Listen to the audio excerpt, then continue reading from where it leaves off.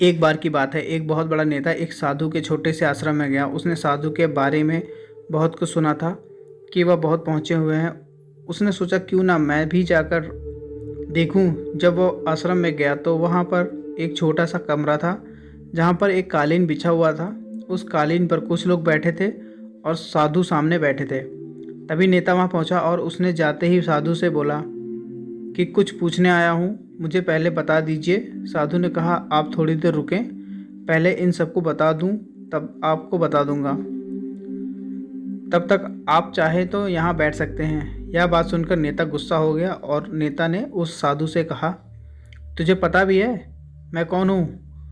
तू किससे बात कर रहा है? और उस साधु को खरी खोटी सुनाई। साधु ने उसकी बात पर ज़्यादा ध्यान नहीं दिया और फिर कुछ समय बाद साधु ने अपनी आंखें बंद करके फिर से खोली और कहा कि मुझे आपसे कोई शिकायत नहीं है, आप बहुत नेक दिल इंसान हैं। यह बात सुनकर नेता बहुत खुश हुआ और अपने घर खुशी खुशी चला गया।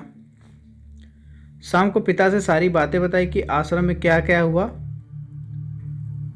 तब पिता थोड़ा मुस्कुराए और कहा बेटा, उसने तुम्हारे बारे में जो कहा वह तुम्हारे नहीं अपने बारे में कहा, और तुमने वहाँ पर जो भी कहा वो तुमने उसके नहीं अपने बारे में कहा।